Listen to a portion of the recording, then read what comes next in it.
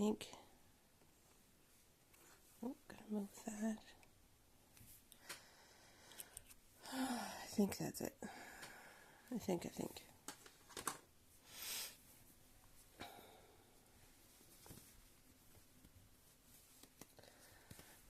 think we're set up.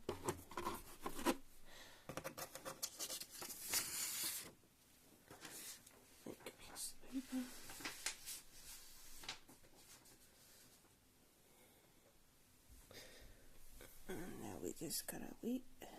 Hey, J. Crow. I'm just gonna give it a few minutes, see if anybody shows up, because I am starting a little bit early just because I got ready sooner than I thought I would. I thought it would take longer. And let me know how the mic's sounding, because I moved it again. I'll wear it if I need to. Hoping I don't have to, because I don't like wearing lapel mics. I don't know why.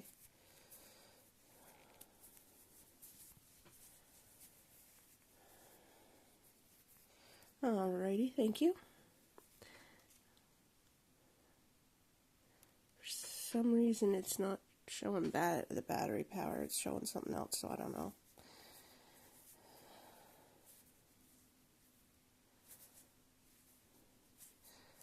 And just while I'm waiting, I'm actually crocheting. I'm trying to make a dishcloth. And so far it is turning out to be a little, I guess, taking more yarn than I thought it would. And so it may end up being a rectangle instead of a square, because I only got the one skein of yarn, and I'm pretty sure it's over half gone, and I'm not half done. Like, I'm only half done the dishcloth, so.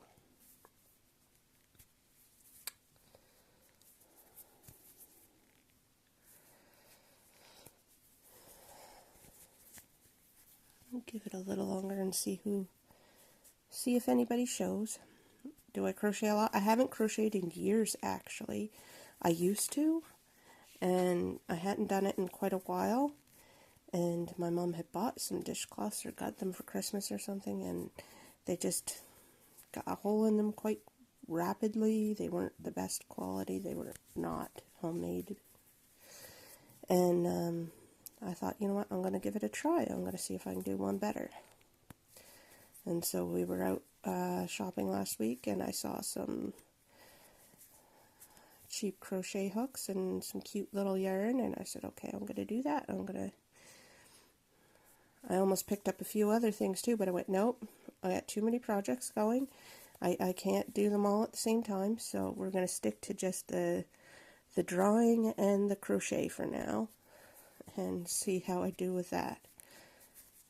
So I'm really bad at starting a whole lot of different projects and then not finishing a single one of them, and I need to get out of that habit.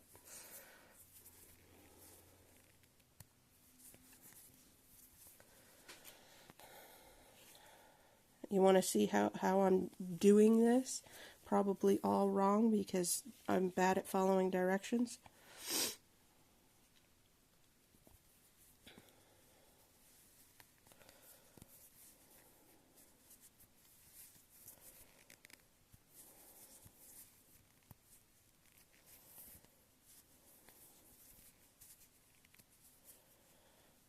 Alright, so we're getting close to the end of this row, and I just did it.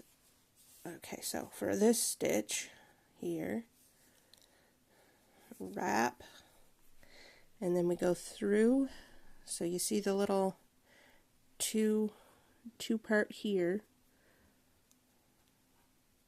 I don't know how well you could see it on the camera. There's like when you're going down, it's got two bits, so you push through so that you've got the 2 bits on the hook, wrap again, and pull the hook back through, and so now you've got 3 stitches, wrap again, and you pull through all 3 of them, and that is called a half double crochet. And then in the next stitch you don't wrap, just push through, wrap once, and then pull through. And that's, oh, I got an extra little piece there, there we go, and pull through, and that is called a slip stitch. I messed up a little bit there, but it's fine. And then you repeat, wrap through, wrap through, wrap, and then through 3. And the next one through, wrap, and through and through. And you do that all the way down to the end. And so I'm going to do this off camera just because it's quicker where I can see it. Now when I get to the end I'll show you how we do the next, start the next row.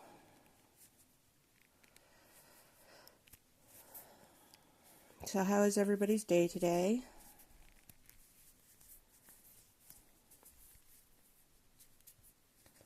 Hello George, welcome. How did your dart game go? That's neat. You remember watching your aunt crochet blankets growing up and you thought it was interesting? Yeah, crocheting is, I like to call it fancy knitting. You can fancy knit, but I prefer crochet because knitting you need the 2 needles and there's so many different stitches to remember. Crochet, it's less about the stitches and more about the order you do them in. You hope all is well. All's well here, George. How are you? Alright, I am just about at the end. Alright. Okay, so we're just about at the end. You can see here the last stitch. Glad, all good, thank you. Yep, I'm glad to hear it, George. So we're on our last stitch of this row. It'll look like this. It's a little bit bumpy, so it's a little bit trickier to tell sometimes where the stitch is, but as long as you get 2 pieces, that's 3, I don't want 3, I want 2 pieces. 2 pieces of yarn on this side of the hook, and you're all set. You wrap it. The end of every row is always going to be the single crochet, or the slip stitch. So pull it through. And that's the end of the row. So to start a new row, you do a single chain, which is wrap and pull. That's a single crochet, a single chain. And then you flip this, and you're at the beginning of the row. The first stitch of the row is always going to be the half double. So wrap, and in the little space right next to the base of your single stitch that we just did, it's the hardest one to get through because it's so tight. Wrap, pull through, wrap, and pull through 3. So that's the first stitch of every row. And then you just go slip stitch in the next one and continue down the row. And the reason why you alternate the stitches is it gets you this pattern. So alternating the stitches will get you that little hole in there, which makes it really good for dishcloths. And you also get these little bumps in between the rows. And so those 2 features for a dishcloth means that it's good scrubby. It'll do your dishes really good. The only tricky thing really about doing larger projects is knowing how to hold them. I fold them and hold them like this, but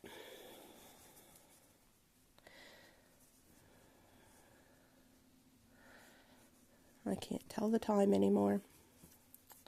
I think we're getting close to 1. Close to 1 o'clock here. Yay! But yeah, so we're just alternating stitches all the way down. And because of the flip on the row, as opposed to like if we had started small and then tried to do a round, because the way we flip it, that's what creates the little bump on each every other row.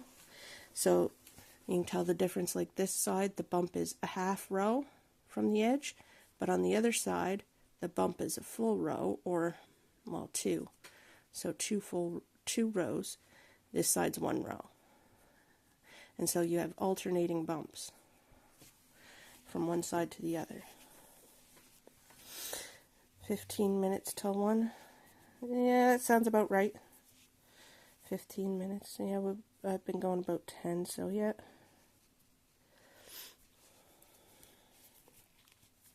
And yes, I have my drawing glove on because it's just become a habit now to put it on when I am going to draw, just in case I forget and smudge my paper. But yeah, I've been trying to do that dishcloth for my mum, so, but right now I'm putting it up. Alright, so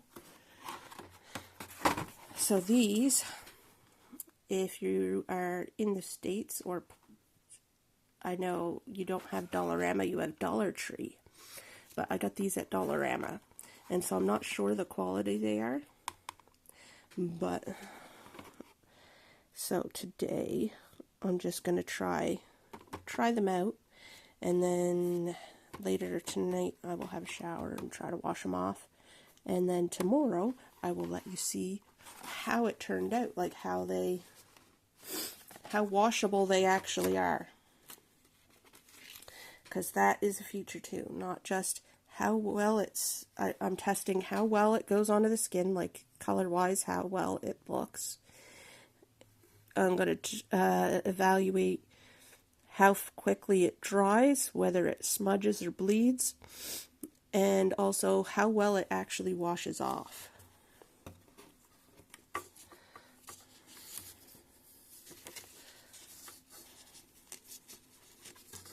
And in one of these days, we are going to finish this doodle, I swear.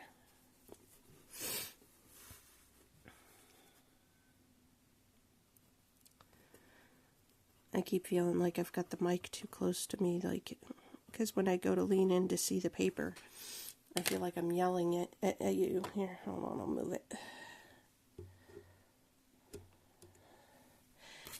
Can you still hear me?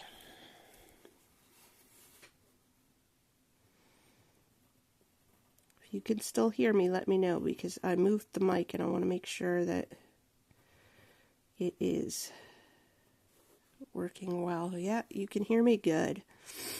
As I moved it away from the phone so that, because when I lean forward to see what I'm drawing around the phone, so I'm not in your way, I felt like I was getting too close to the mic and I was probably yelling at people.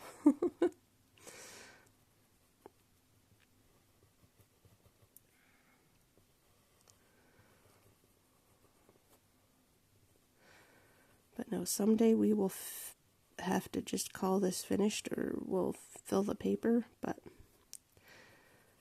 I don't feel like that will be today.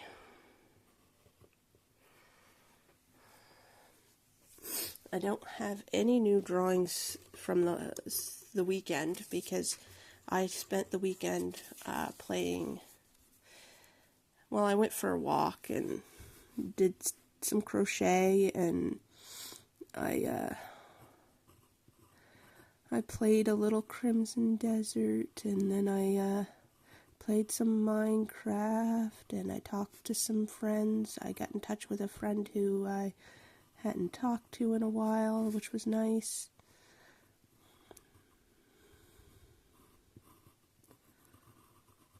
Speaking of, before I forget, I better put my phone into Do Not Disturb so that if any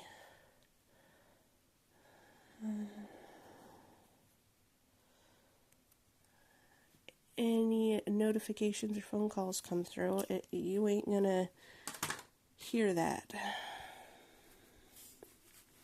I do have headphones in, but I always worry that it's not gonna help. So we're gonna give it a few more. Gaming and reconnecting with old friends is always nice. Yes, it is. And actually, this particular friend, it's the sister-in-law of one of my ex-boyfriends. But we stay in touch because, you know, our friendship had nothing to do with his crap, so.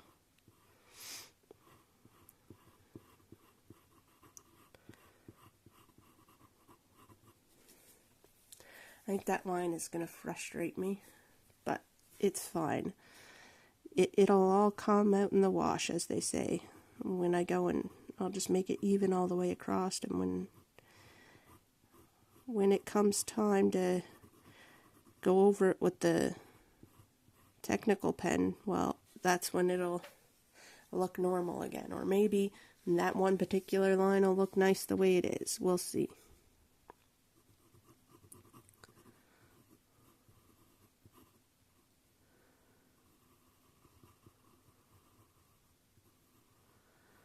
So how was everybody's weekend? Did you have a good weekend there, J-Crow?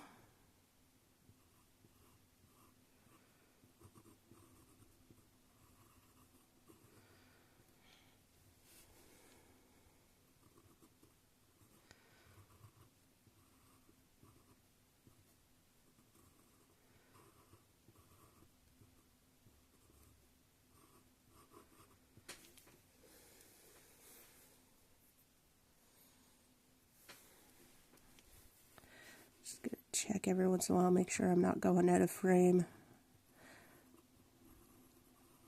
I need to get better at not doing that too.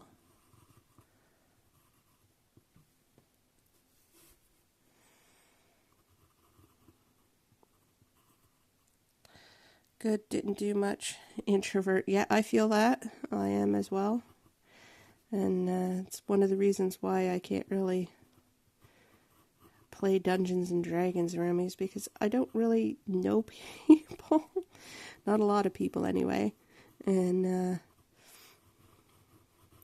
then also I don't have a car, but mainly because even if I did have a car, I'd have anxiety before going anywhere. Like, I can go to the grocery store if I need groceries. That's pretty much it. When I have a job, I can go to work. I could come home.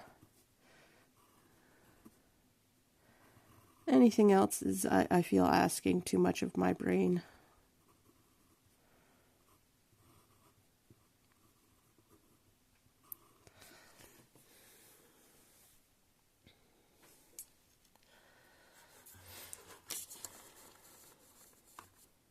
Get a little more centered.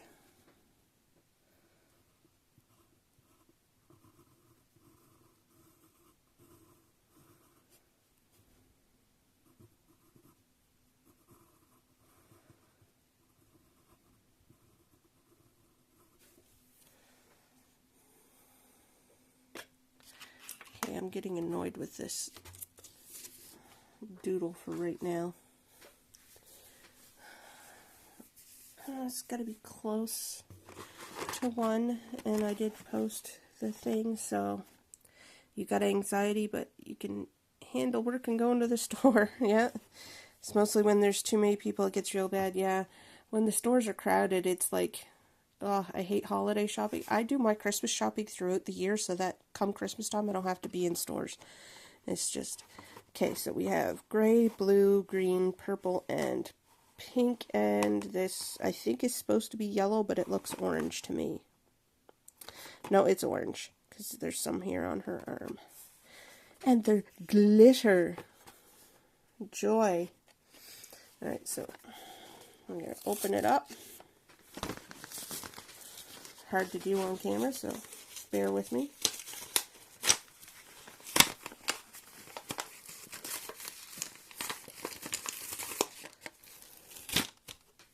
Ta-da!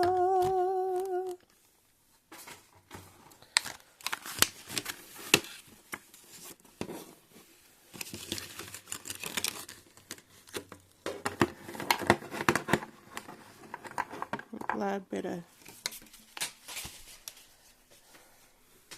moving stuff. Okay, I just dropped something. Oh, Alright. So these are our 5 color options. And we get some tiny little stencils. I don't know. Do you think we should go with the stencils or freehand it?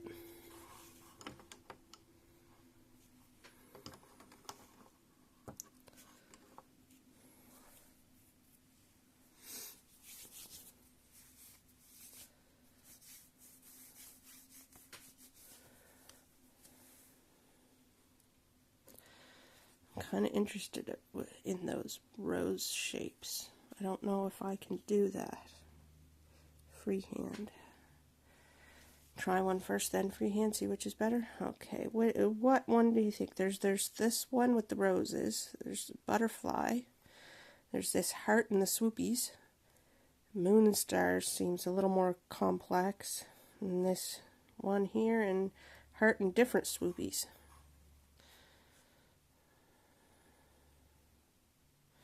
I like the shiny holographic look, but I think those parts stay on the thing. They're just to let you know they're glitter markers, I guess, to look pretty. Those are the pieces that come out. That's where the color's going to go.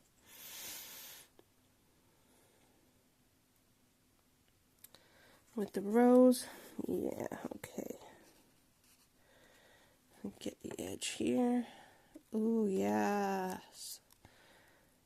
I might stick those somewhere later, like, that is cool looking. We're gonna try to get all of that on camera.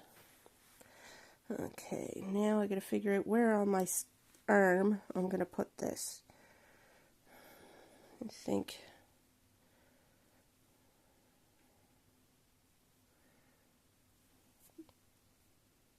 like this or like this. And what part of the arm?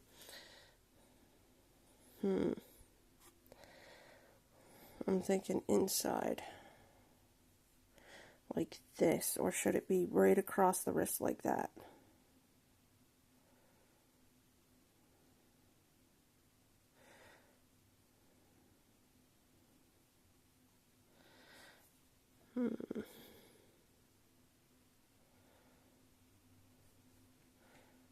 Like this? Right about there? Or should we avoid the veins and go more to the side? Over here.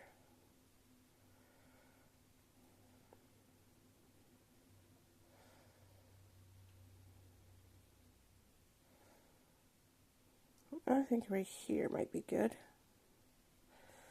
I do right there. So now we stick that on there. Well, I want to center it too, but I have thin skin right here, and so my veins are right next to the skin, and so I worry about it leaking in. And so I think I'm going to start with this purpley.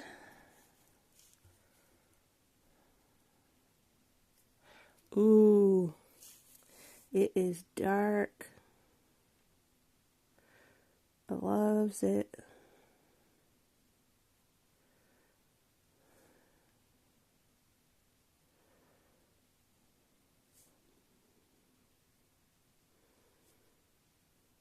And it is cold on the skin, like.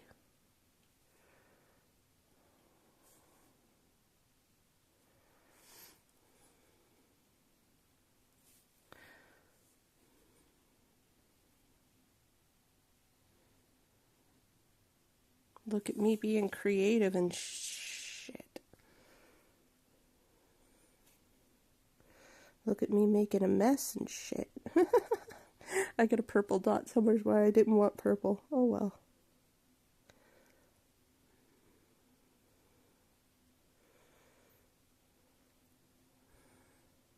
It's very, like, wet, so it comes out very easily. But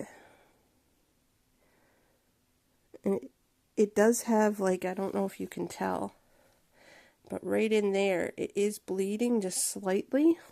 And I think maybe the stickers stop the bleed. Like, maybe that's why there's stencils.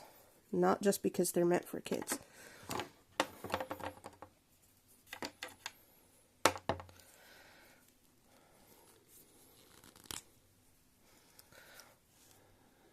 So now we're going to get some pink. Pink.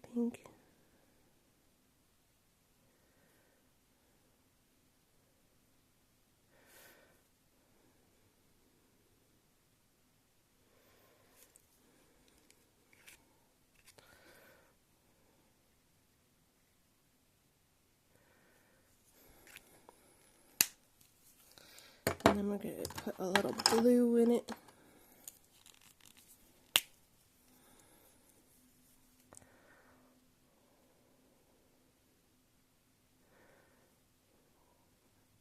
But it's very wet. Like, they're wetter than gel pens. Like, it comes out, like, as soon as you touch it to anything. It's like big blobby mess. I actually like the feeling of it. It's hard to describe, I guess. But it is cold. The metal tip on the pen is cold, not the inky mess. I think we're doing good. Get some green.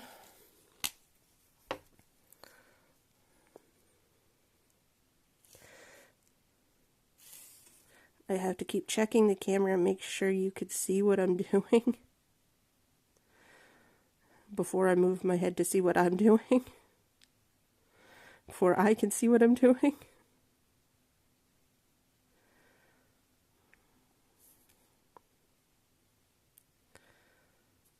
Oh, coming off there. There we go. Okay, I think I'm going to try some orange on the tips of the leaves, so I'm not going to finish the leaves yet. So I'm going to put the orange on first.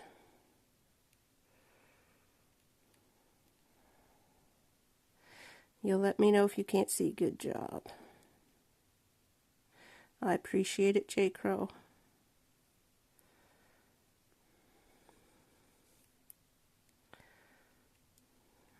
Now, the thing about the fact that these came from Dollarama, which I know you have in the States, you have Dollar Tree.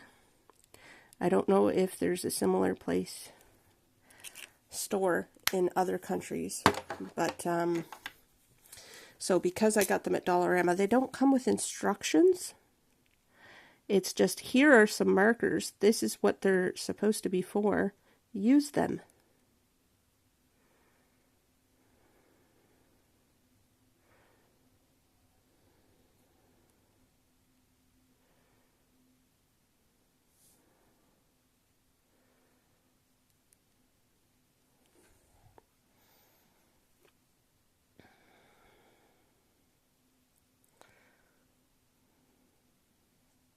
So far, they get a 5 out of 5 for usability, because they do go on very easily.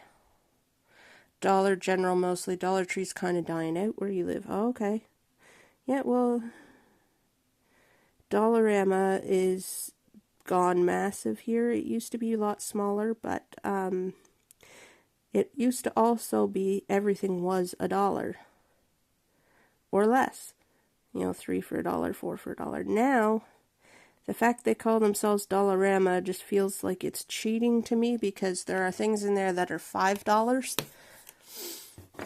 Alright, what do you think of my color choices? You think that looks good? Am I missing any spots? I think I'm missing a spot. Right there.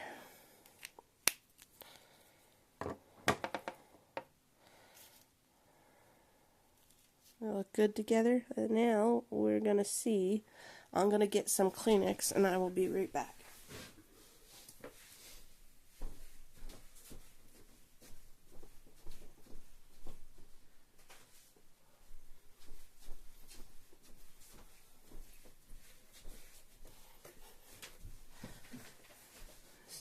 I think to properly test them, because they were quite wet, I'm going to like blow on my arm a little bit and then dab it with the Kleenex before I take the stencil off.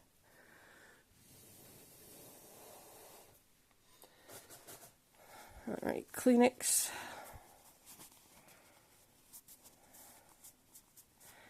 And abracadabra. See, a lot of it came off onto the Kleenex. Like, this is not something you just give to a child and then say, here you go, draw on your flesh. See, there's still some coming off. See, I'll show just to show clean spot.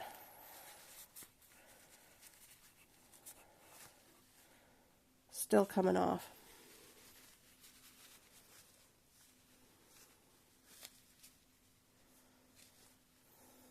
So these are really cool, but even though they're marketed towards children, I probably would not give them to a child because they take a long time to dry, it seems like. And so the first little bit, it's going to be on everything. It's going to smudge bad, I feel. So we're going to test the smudging after. I think I'm getting close to it being lifted.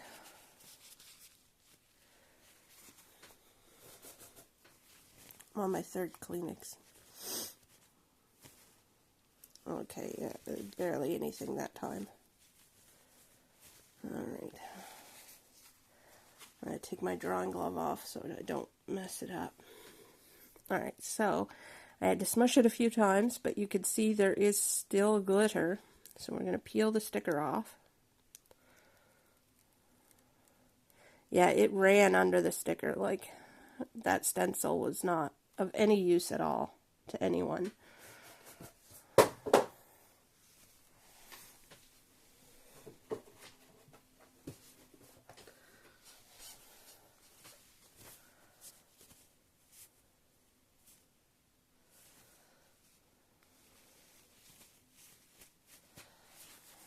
So yeah, you can see, like, I had to just tap off. Well, I had run under the sticker, too.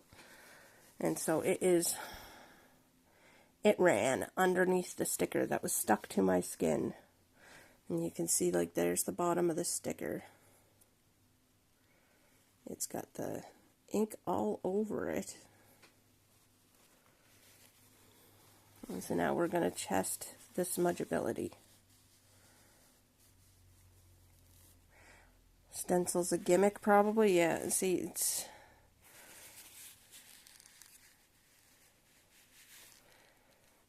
like, there's no... this is a dry Kleenex, and it's just... wiping right off. So these are definitely... should be washable. Yeah, see, like, that was a dry Kleenex I just rubbed it with, and it came off fairly easily to that point.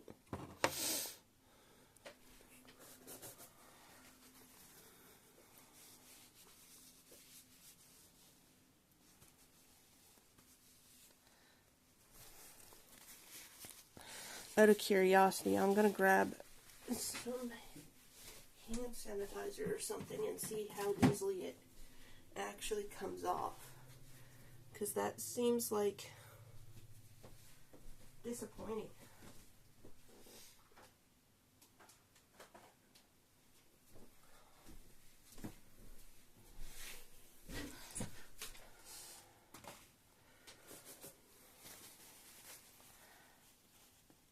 Couldn't find hand sanitizer, but I found some like hand lotion, so.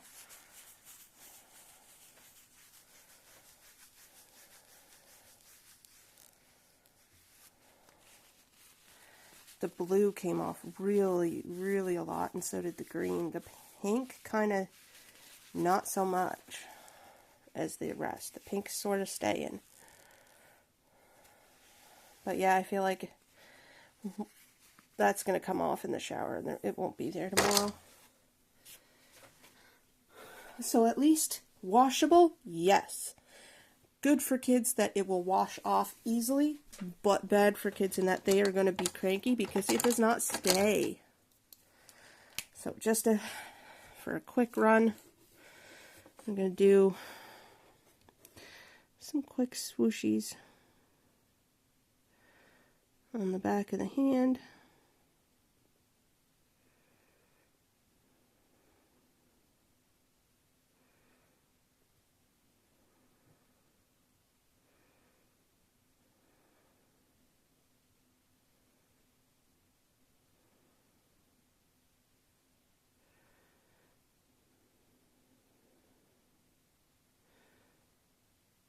They do feel really cool to draw with, so there's that as well. Like, it feels really, really interesting on the skin. I don't have to press hard. It feels like I'm rubbing a gel pen everywhere. And I feel like if you're quick with it and you're just doing a line drawing sort of thing, it probably won't bleed the way it did with the other thing, and it might actually clean up better. Let's try one of the colors we used before, like the blue was very runny, so we're going to try that. Mix that in here.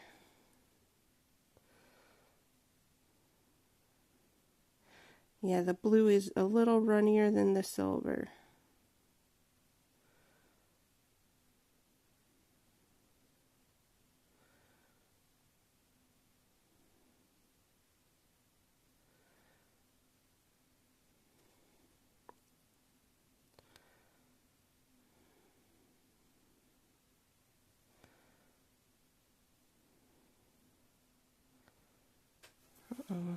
Went off camera a little bit.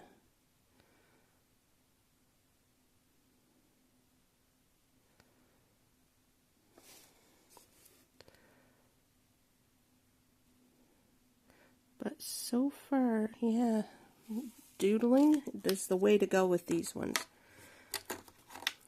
Because the coloring just feels like it gets too wet, bleeds too much, harder to dry. But yeah, I used to do this with gel pens in high school.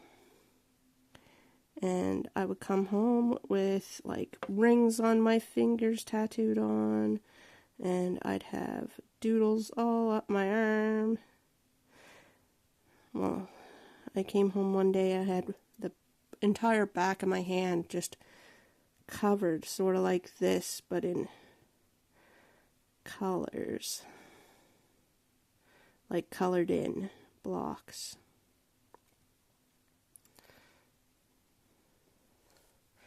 And my mom was not happy, and she scrubbed my hand until it was red. So that was one of the things that helped me to actually stop doing it, to the point where I actually started carrying paper and pens and stuff, and making sure I always had a way to draw that was not on my skin, because if I did have hypergraphia growing up and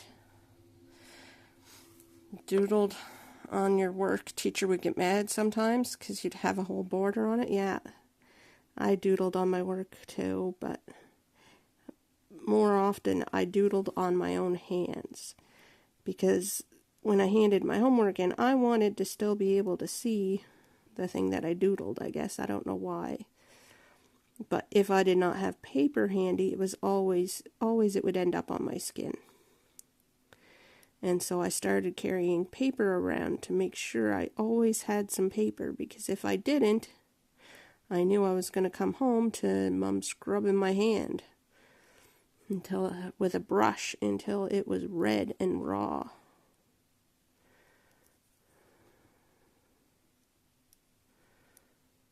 Okay, I don't know if you can tell, but this marker says it should have that much stuff in it, and it feels like it's running out. Like, look at that. That is not the same as that. So a minute ago, it colored way better than it is right now. There we go. Something got stuck in the pen.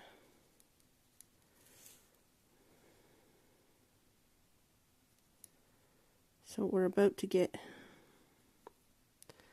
into the territory I used to do, where every little piece of skin was colored. And the interesting thing is that the thicker you get these on there, the more it starts to feel goopy.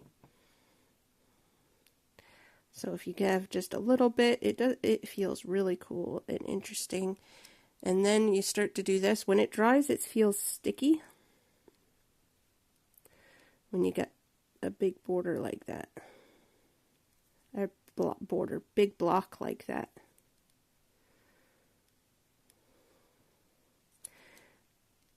And I think because they don't dry rapidly or well, you can't do a color on top of a color.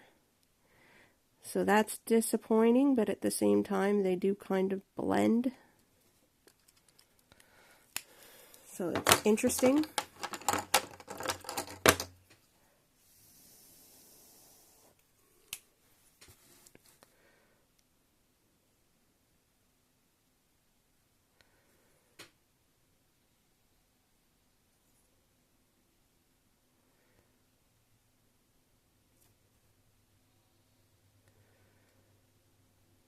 All right.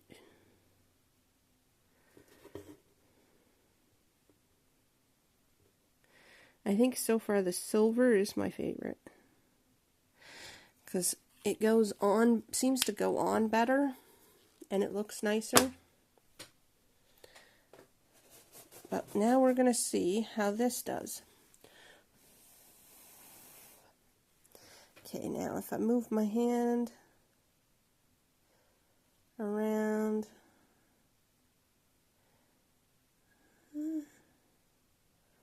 doesn't feel too weird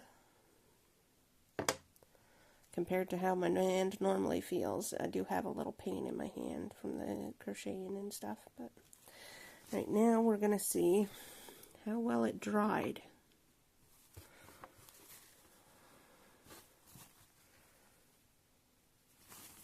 The green especially did not dry well. The silver did not dry on top of the green, so you definitely can't go over colors.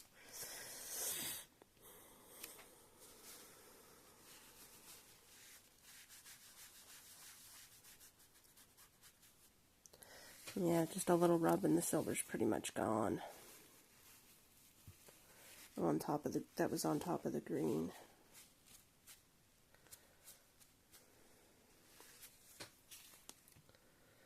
Okay. I'll leave it for a little while before I rub at it more, just to see if it does actually dry. I'm going to put these aside. But that was a little anticlimactic. Like, it was a little disappointing. They do have online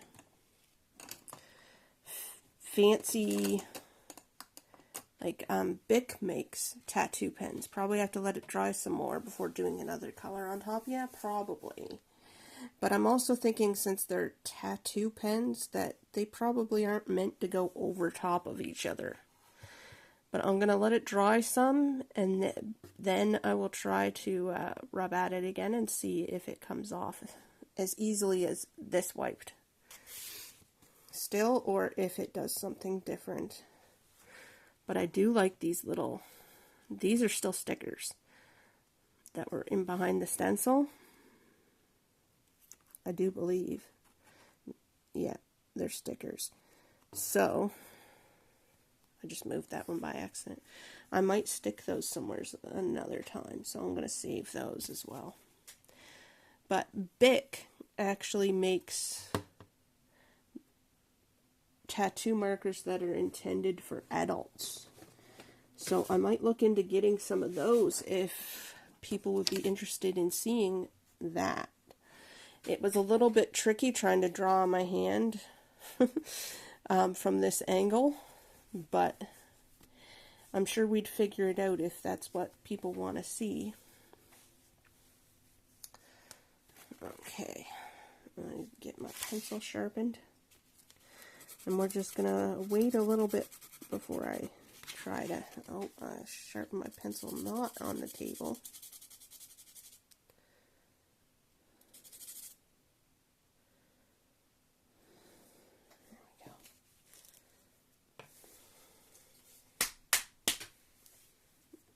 Go. And if you're wondering what that smack was, it was me removing the excess graphite from my sandpaper, because I was sharpening my pencil. Now, I am putting aside the doodle just for the moment, and yeah, because I want to try something a little different, because that doodle is just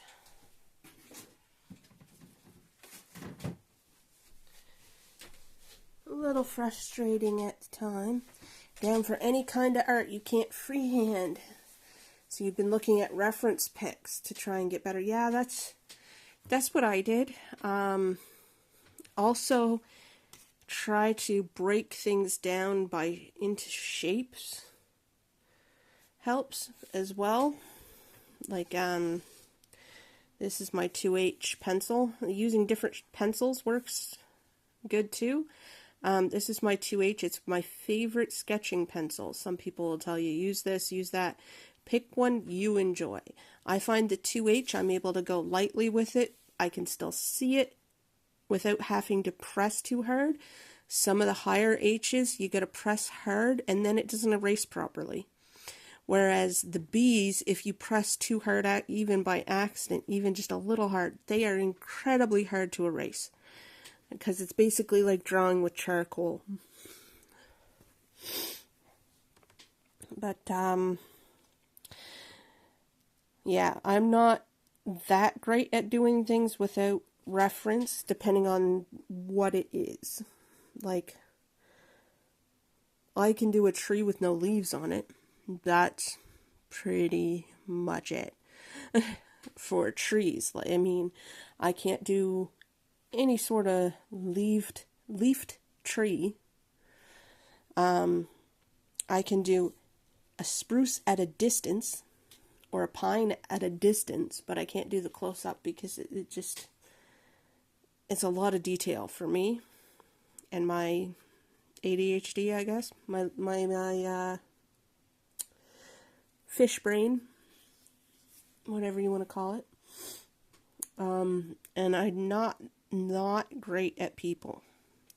Sometimes I can do anime people, depending on the mood I'm in, I guess, and how much patience I have at the time.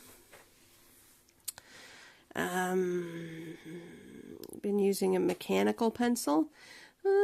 Some people prefer mechanical pencils. It's all about what you feel comfortable with, and the paper you use actually makes a difference too. So like I have marker paper that is great for like if I drew something and then I traced it onto the marker paper and then colored it. Great for that. Not so great for sketching. You cannot erase off of marker paper very easily. This that I'm using right here is just plain copy paper. It's printer paper. Because it is, one, the cheapest I can buy in bulk right now. And two, I find that if I sketch lightly enough, it actually erases well, especially if you have these bad boys, kneaded erasers. So what they are is they are bits of rubber that you can bend around into a shape. Hey Jason, how are ya? You missed the little tattoo test. This wiped off fairly easily, so we're letting this dry before we go wipe it off and see how easily that wipes. But kneaded erasers, they're basically like you can squish them into any shape, and then you just sort of press them on the paper and it lifts the pencil off. And so I love that, and a white eraser is my next good go-to. A new rubber for rubbing off the pencil after you finish carving, yeah. So the next one I like is the basic plain white rubber eraser. The lower the quality of your paper, or the more recycled fibers in it, the more a white eraser is going to tear your paper. So if you get the brown sort of scrapbooky kids paper, then erasers just tear them apart. Sketchbook you realized something behind it. You need to put something behind it so your markers don't bleed through, even though it says it's good for markers. Yeah. What I actually do with my sketchbooks is I like having a sketchbook that has a hard cover. I'll show you what I mean.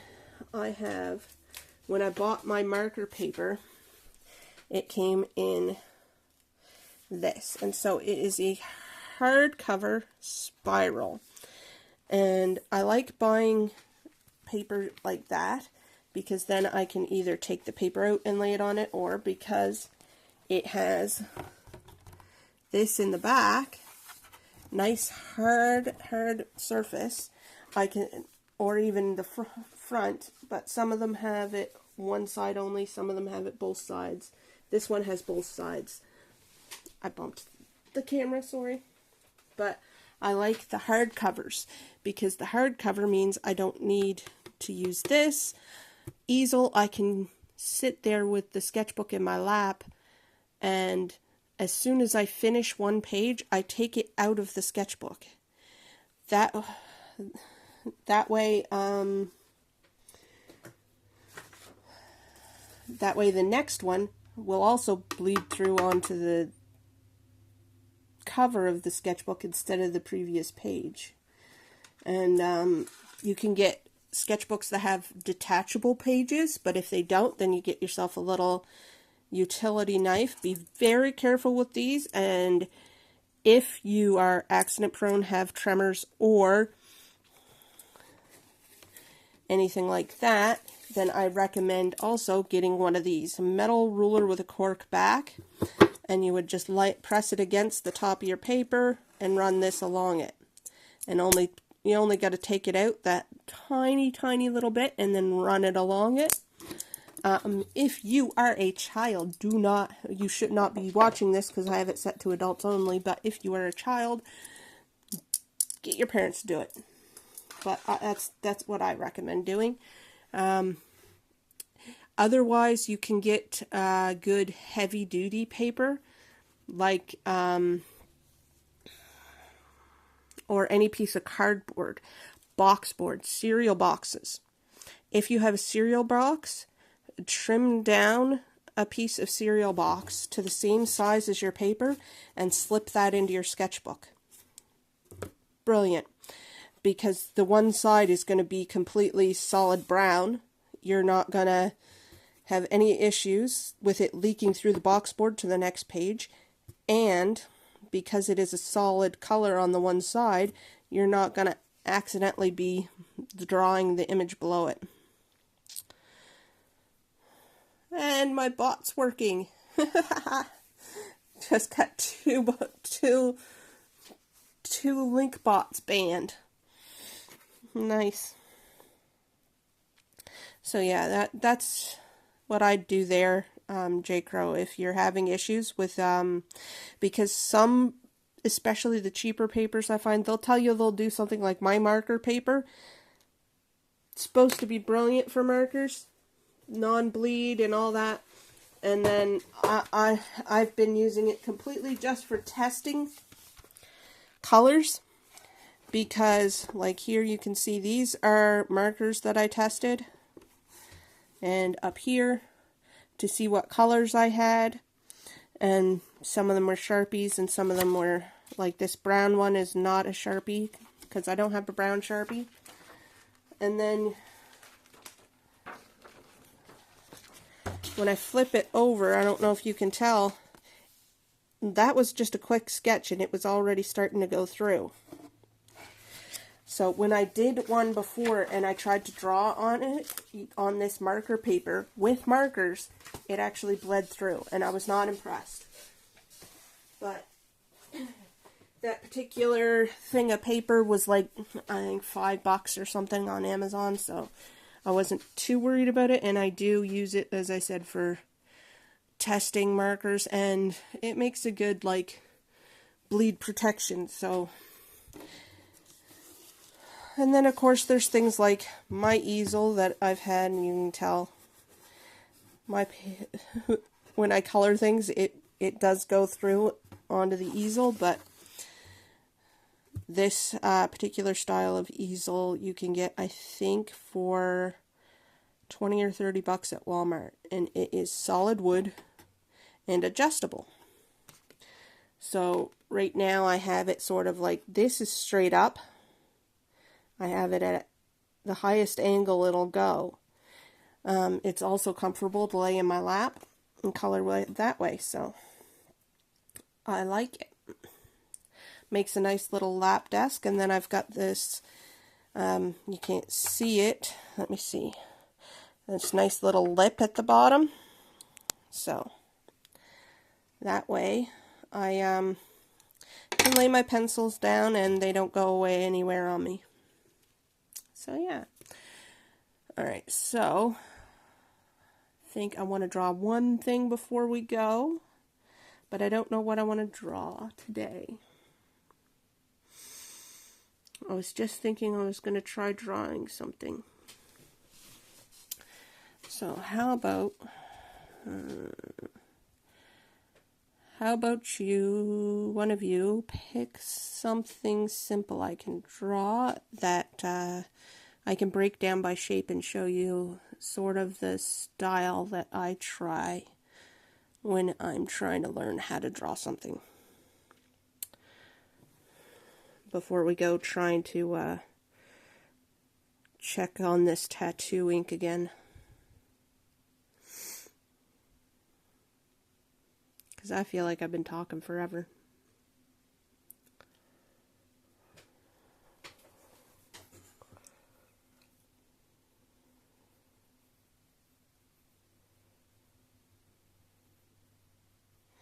Butterfly. My mama loves butterflies. We have butterflies all over the house. Okay, so you're doing a butterfly. Let's see. I'm trying to think. Some of them do have a head part, right? So we get, you know, they're going to have circle. And you know, you're going to start out with something sort of this shaped. It's not going to end up being this shape, but this is how we're going to start.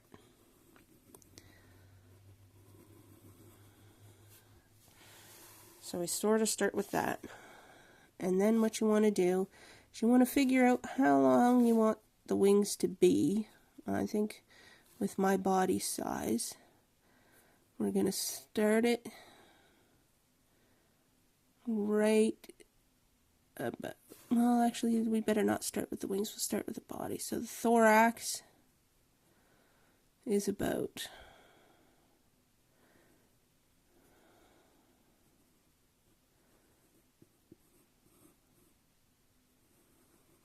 I'm bad with, it's been so long since I've seen a butterfly that wasn't, you know, cartoony. But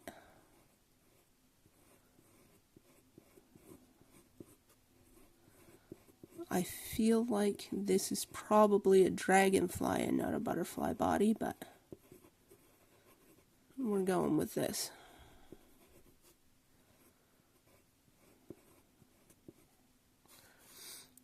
And then your wings are always going to start on the thorax.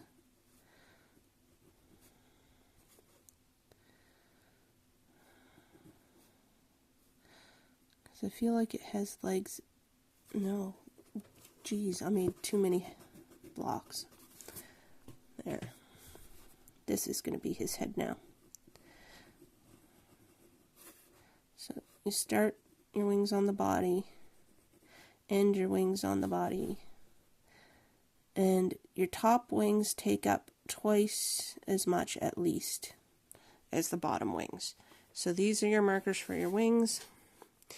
This one is almost always going to be straight out or down, never up. So I want to have a little bit more of the bottom visible, so I'm going to go slightly down. And I usually try to make it at make a triangle out of these 3 lines. And do the same on the other side.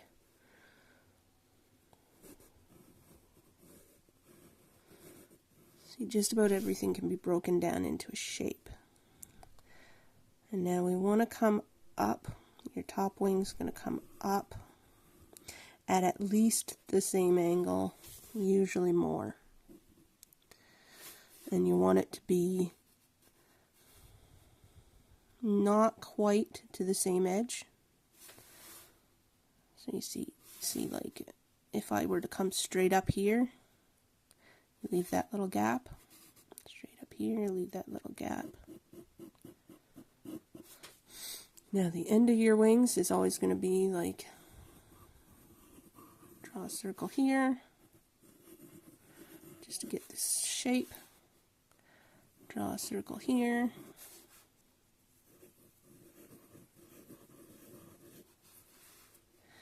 And when you come down with the bottom wings,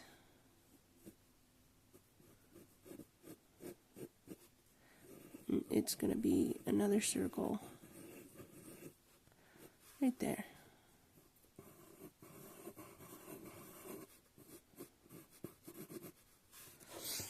I think I got this side a little bigger, but that's okay. Butterflies aren't always symmetrical.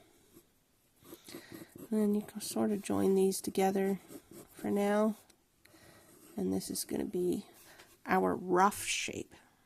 So it is going to change slightly as we're going. But from here, try to do probably one side at a time. I feel like this should have been out just a little bit further. There. So you're going to do one side at a time, but always make sure that this one it doesn't go straight up into it. It's going to be curved.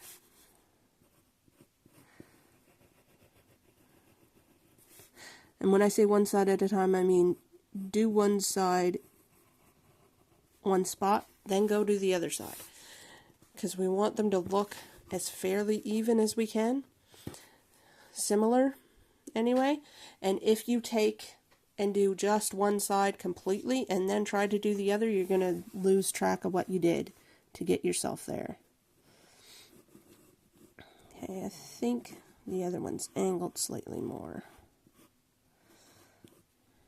Okay, and the reason why I said this is just the starting point is because most butterflies actually don't have like perfectly straight lines on their wings. They will come up, they'll go out further, bump in,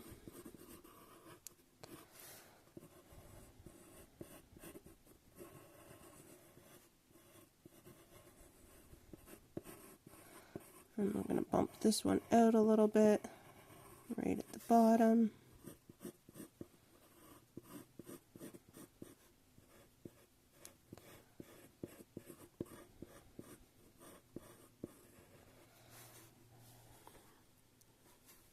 But you can sort of see where we're going with this. And then we're going to bring this one down into a little dip. Because I'm feeling the dip today.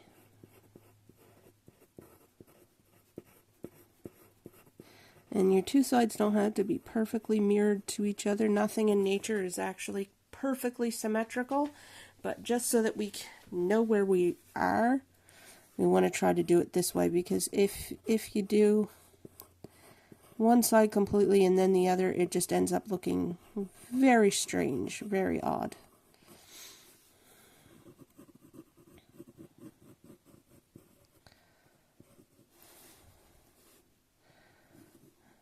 And they do have little antenna things, don't they?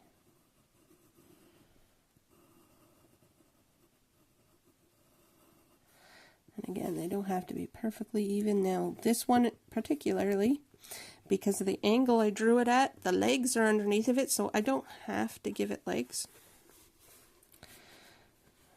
And now we're going to try to get like a little design out of it. So we're gonna go join that to that.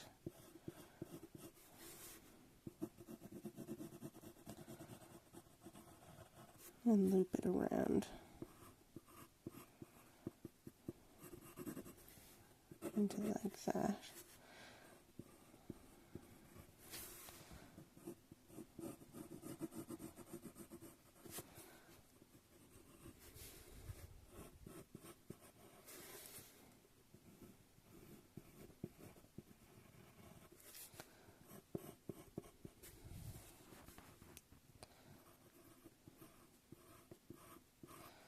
Now, right now, all we're going for is the basic outline. You want the basic feel.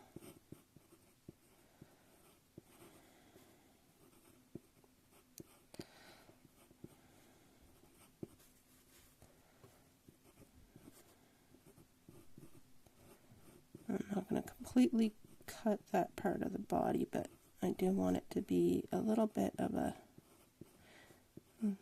lumpy shape like that.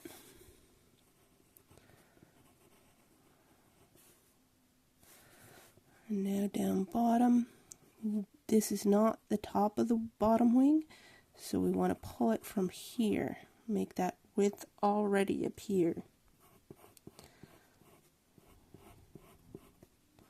And we're going to give it a little point in there. So again, start from up here, pull it from there, and give it a little point, and we're going to run it to there.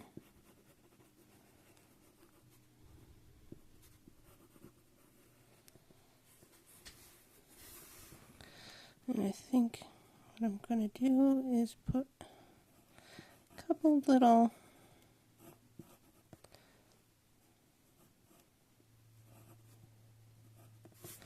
lines like that.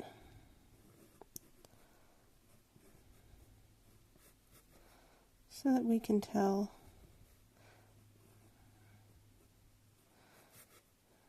there's a little bit of texture in those wings.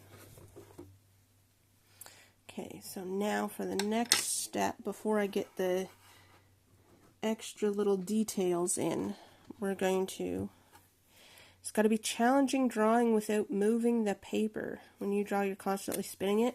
When I do the doodles, I spin it. When I do Pokemon and stuff, I spin it. There are some things that I find that I can't spin it because it just, like, to try and draw this butterfly this way, I wouldn't get, like, it's not even by any means, but it would look even worse. And it's just because of the style of this image particularly has a sort of mirrored sides to it. And so I expect it to be one half here, one half here. I can't do the top and bottom, so things that would be mirrored top and bottom, you'll see me drawing sideways. It's just, that is my process. I'm weird.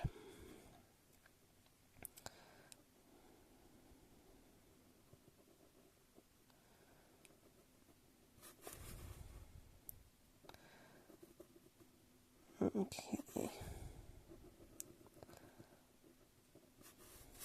And sometimes when you go back over it to, with the technical pen, you're not always going to pick out, or with your markers or whatever, you're not always going to be drawing on your same pencil lines. You're going to look at it and go, I could have done that better. like this bottom piece, and that's fine too. Or like this part, I wanted a slightly narrower, so I did that. You're not weird, everyone has different preferences when drawing. That's true. Everyone does have different preferences, and they're all perfectly valid.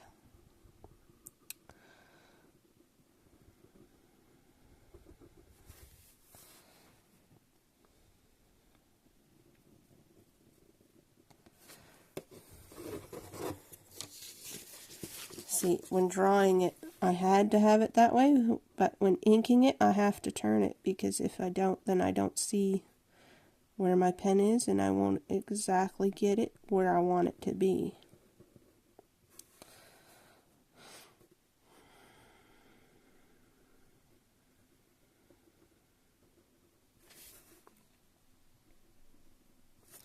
And I'm sorry if at any point my hand goes in front of what I'm drawing. I'm trying my best not to do that.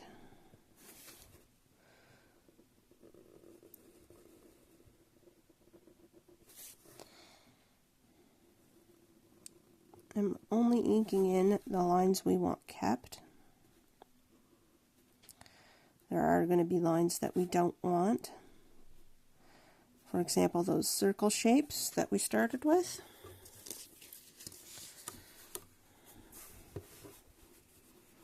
It's alright, well, I hope so. Otherwise, you're going to have to go elsewhere, because this is what I do. Alright. I'm just teasing you. I do my best. Do my best to accommodate and make sure you can see what I'm doing. Alright, so we'll start from down here.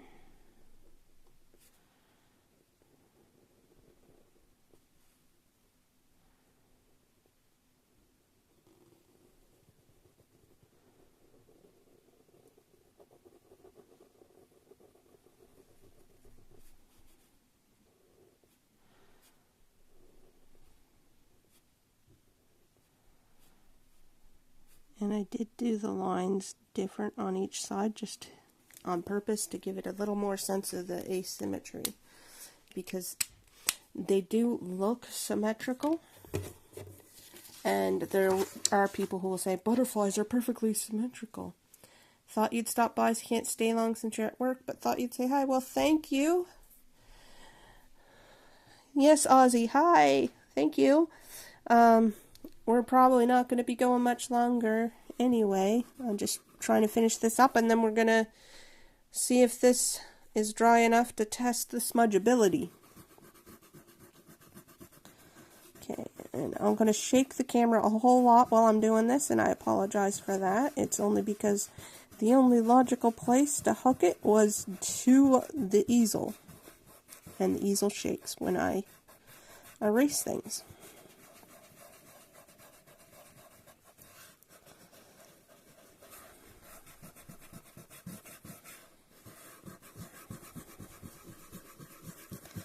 And since we're just doing quick on printer paper and not like any high quality paper or anything, I'm just using my white eraser. On a higher quality paper, or on something that you really want 100%, you need that pencil mark gone, use a kneaded eraser.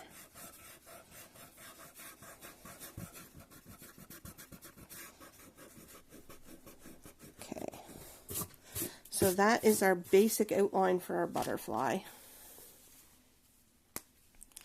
And now we're going to add in some little details. So give it a little bit of a monarch feel. We're going to draw a couple of circles.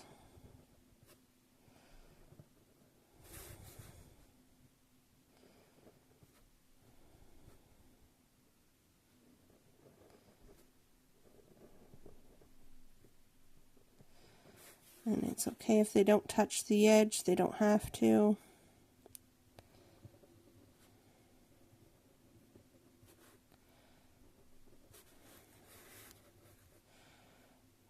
And another couple couple right here.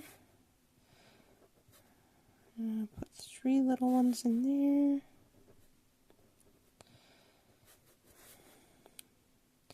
And I don't always do this stage in Technical Pen. Sometimes I go back to pencil. Oh, I hit the camera. Look at me. I'm sorry.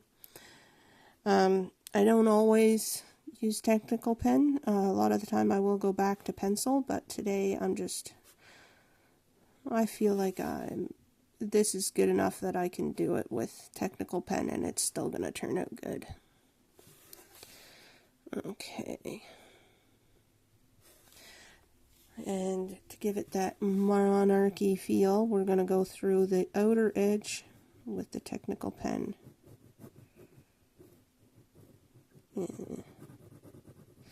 And leave the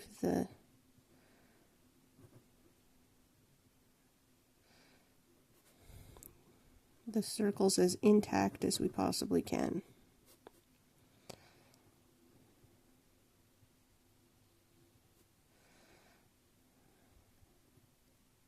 I think I might go over them after in like a white gel pen, just to either that or a whiteout pen. Yes. So when I do drawings and I need white, I do not use white colored pencils often. I do sometimes, but there are some things like eyes and like these white dots that I really want to pop. I'll use a whiteout pen or a white gel pen, just so that I can get that extra contrast, because I don't find a white colored pencil or a white crayon or whatever, it just doesn't give the same contrast.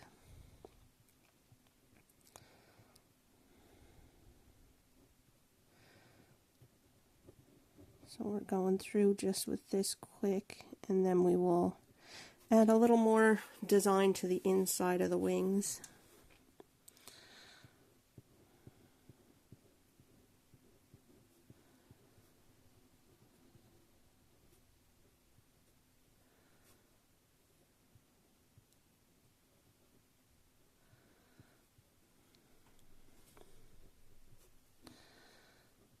And there is a reason why I chose to do it with the Technical Pen, and I will show you why in a little bit, once we get this colored in. Okay, so with the Technical Pen, I'm not going to do the whole bit right immediately, because I want to show you why I was doing it with a Technical Pen really quickly, in case we run out of time and I have to close down. I want to show you this particular part. Okay, so now we have Sharpie pen. Nice black. The Sharpie pens that are like this will have the color here. This one is black. And so if I come across like that and do the outline again, just on the very outer edge,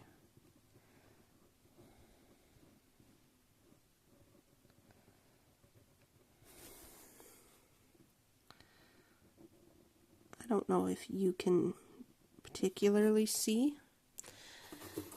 Let's see if I can get it to look better. I think I'm going to need to readjust the light or get some more light or something.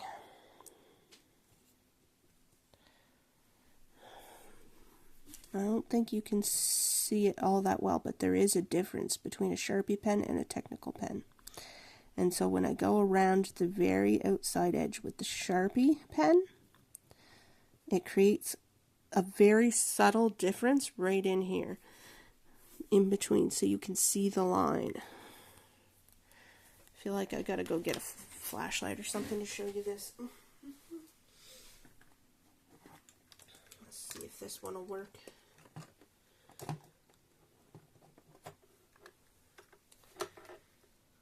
How do I turn you on again?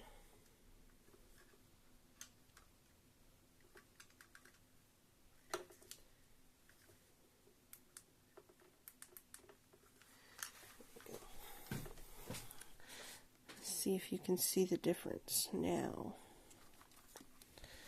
Okay, so you see here, it doesn't show up well on camera, but to the naked eye, there is a difference between the Technical pen, which is more of a gray-black, and the Sharpie pen, which is a solid deep black. And so when I have something that I want colored in with the Technical pen, I will do the Sharpie pen around afterwards. That way I still get that division, especially in places like right here where one side of black touches the other side. Actually, while I'm at it, since we have, I'll show you pure white. Oop, God. See what you mean, giving a defining border. Yeah, that way it doesn't just blend. It's a little subtle, but that's exactly what you would expect from a butterfly, right? To have that subtle look where it almost blends, and then you have to get right close up to see the difference. Okay, so for larger spots of white that I can do rapidly, I'll use my Bic Shake and Squeeze whiteout pen. But for small spots like this, I'll use a white gel pen. And I just go back over. And I go. And that's why I don't mind that I get a little bit into the circles, because the gel pen will go over top of the Technical pen rather easily. And it creates a little bit more of a pop compared to just the plain paper.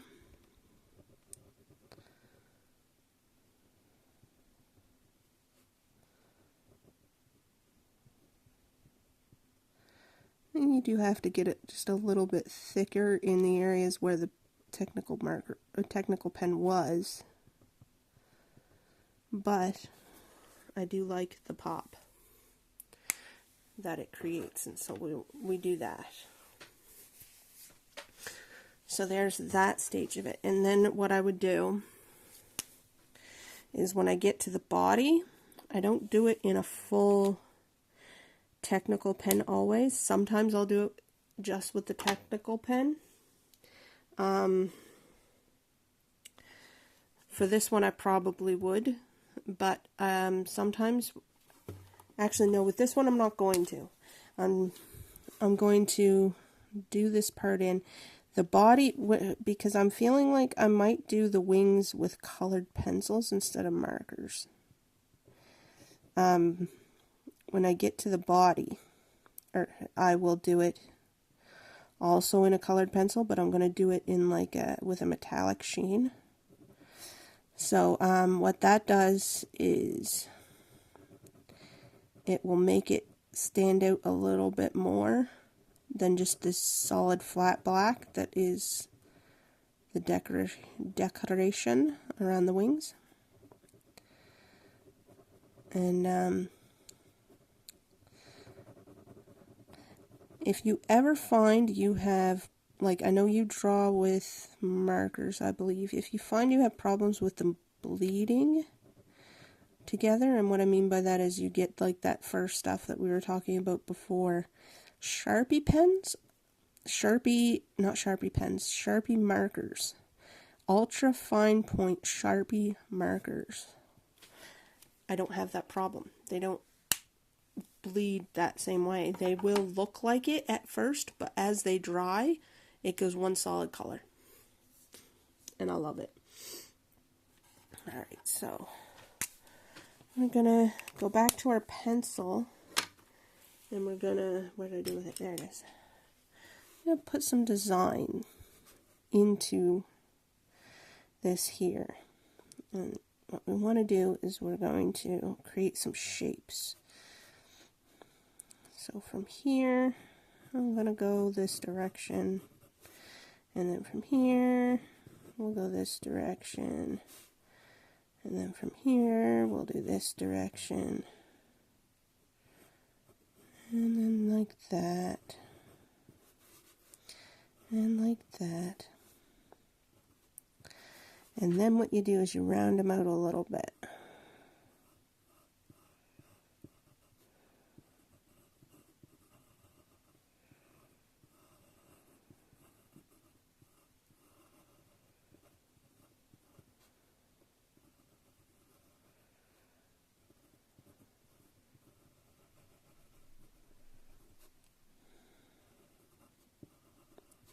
So you want them touching at some points and not touching at others.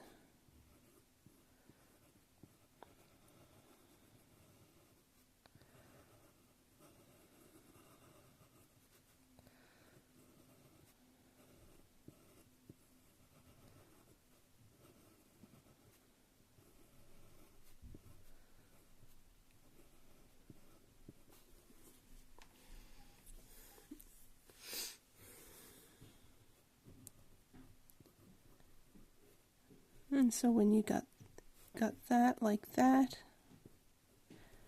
you're going to have some options. You can put that in with technical pen over top, or you can leave it just the way it is, which is what I'm going to do. And we're going to get our colored pencils. If I can get into the container.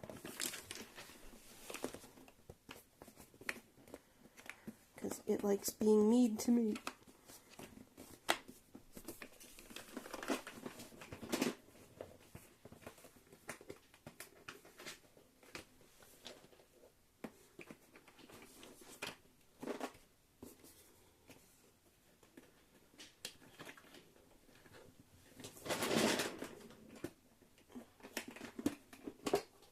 There we go.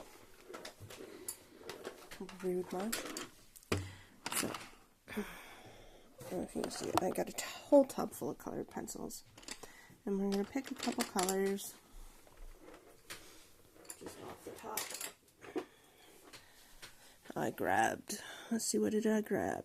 Violet and magenta. That's going to look nice. And so with the darker color, I'm going to go right around over top of the pencil and in between the shapes.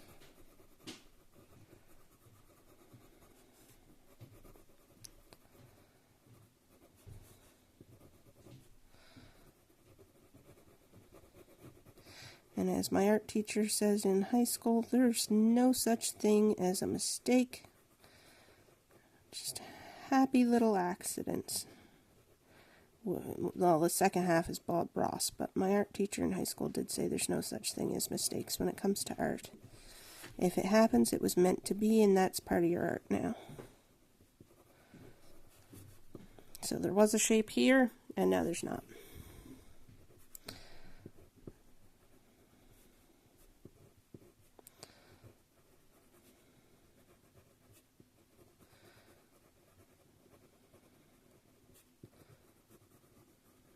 In between and on the lines and everywhere we get the darker color.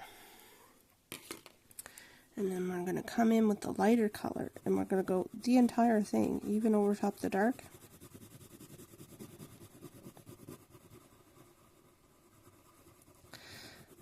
And you're going to try not to get it on the outline of your technical pencil, but if you get it on these ones, it's fine.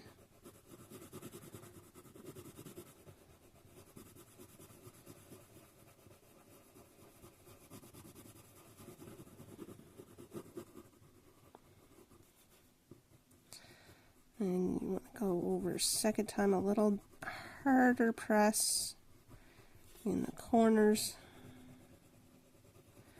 just so you get a little bit of shading, and around the edge here, around the lines, gives a little depth.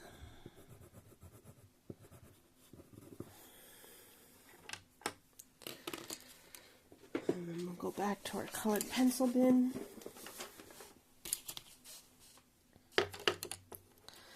All kinds of find, I do have some metallic colors in here.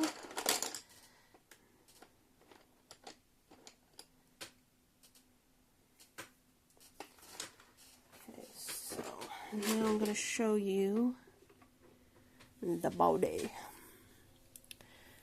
Bob Ross, my art teacher. No, my art teacher was not Bob Ross.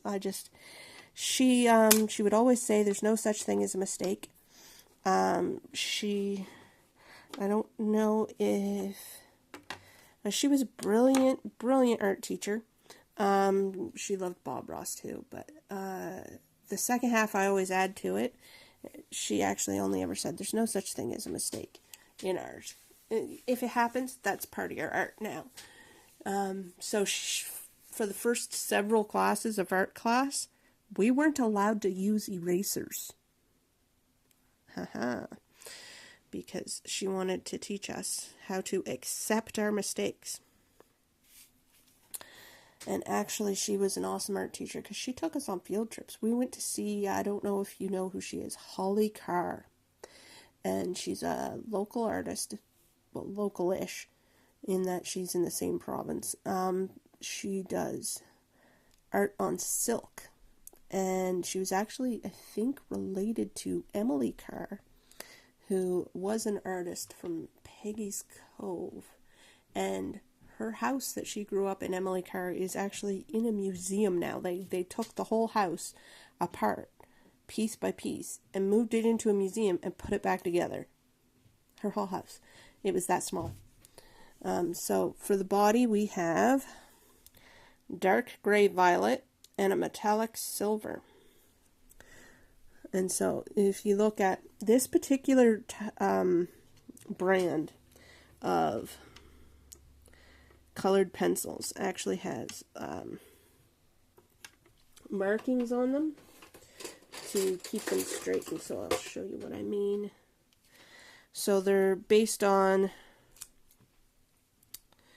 how rich the color is in something. So, for example, we have right here, just for examples, this is a, hold them upside right, woman, cadmium red, a light blue, and a metallic gold. So the cadmium red and the light blue have 5 pluses, and the metallic gold has 3. And so the cadmium red and the light blue are closer to a primary color. They have a more rich color. The magenta has 4 pluses, and so it's not as deep. And like, it's the amount of coverage, how much paper you're going to see through them, I think, is how it works. So like, our dark gray violet has 4 pluses, and our metallic silver has 3. But this is how we're going to do the body. We're going to take our dark gray violet, and we're going to go lightly, gently over the entirety of the thorax, even the little bumpy parts.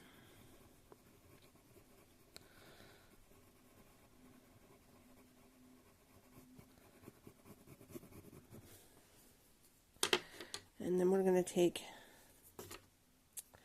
our metallic silver,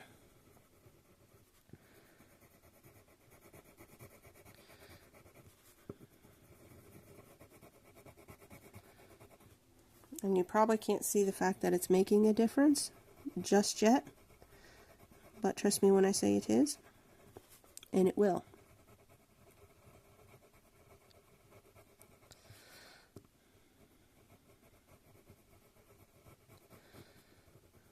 Get that all over there. And now what we're going to do is we're going to decide where we want our shadows on the body.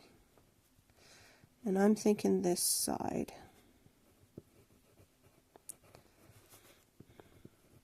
And we're going to go back over with our dark gray violet.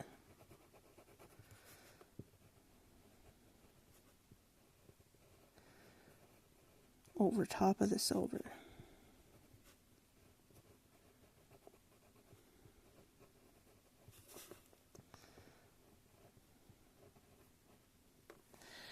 And I know you can tell, like right here, it looks like there's white spots showing through. That is not white. That is where we had silver build up that the black is bringing forward. Well, it's not black, sorry, dark gray violet is bringing forward with it by pressing down. And that is the look that we're going for. And then we're going to get our smallest blending tool. So these are basically rolled compressed paper, sharpened to a tip. These are blending tools for pencils, and this is a number 5 for pencil and colored pencil.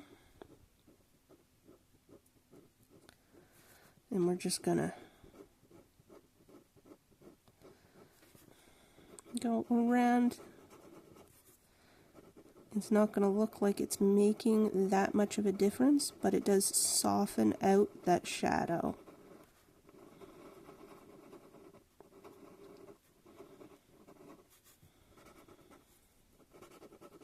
And you can tell, like, that tip was white before and it is not now, because that is some of the colored pencil it is taking. We had too much on here. It's going, yeah, let me have that. Okay. And then we just go. And so that is how we are going to finish it. Now, I'm not going to do the rest of it just right now because I've been going a bit longer than I planned. It is, I do believe, after 2 now, shortly after, or right around. And so we're going to call it a day. That's neat. You didn't know I had colored pencils like that. Okay, so there's 2 different types of colored pencils. There are waxed-based colored pencils, which are your cheap colored pencils, and those are what you can buy at any dollar store for kids, waxed-based. These are oil-based colored pencils. They are, the brand that I bought is Color. Turned out good, fantastic job, thank you.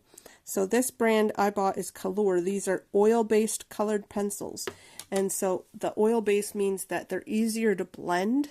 They stay on the paper better. They're smoother going out, so you don't have to press as hard to get that color. So a wax-based colored pencil, you're going to have to really, really put pressure on it to get the color on the paper. And that can destroy your paper or ruin it if you're doing large batches. It also can make when you're pressing too hard with colored pencil, you get those little dips, the little pockets in your paper. Your paper gets malformed, a different shape than what you wanted it to be. And so that's why I prefer oil-based colored pencils. They're softer, they go on smoother, you can go really light with them, and you still get color. And like when you go through, like what I'm also going to do after when I do the other sides is I'm going to blend a little bit of this purple in with the other end of my tool. See, it's picking up some of that pink and purple. And, yeah. So it allows them to be blended together more easily, whereas a wax-colored pencil doesn't blend very well. Someday, I will give you some tips on coloring with crayons if you want. Crayons actually, you can get different depth out of a basic wax crayon using your thumbnail. So if you're interested in that, let me know. I do have my a Discord that Riptide made us. The link should be on my profile. Once this stream finishes up and is available, it will be on my Twitch for 7 days. I believe I'm allowed to keep it there. But I am also going to download it once it's available, and a couple hours afterwards, it should appear on my YouTube. And if you ever want to request anything, want drawing tips, like about the colored pencils or the types of markers I use, the paper, anything like that, you can go into my Discord and let me know. And I'm always here to help and to talk things through, and there's never any wrong answers when it comes to art. So, thanks for the stream. I did wonderful. Well, thank you for being here, J. Crow, and we will see you around next time. We're gonna end it there. I just want to make sure that I'm not cutting myself off. That should be good.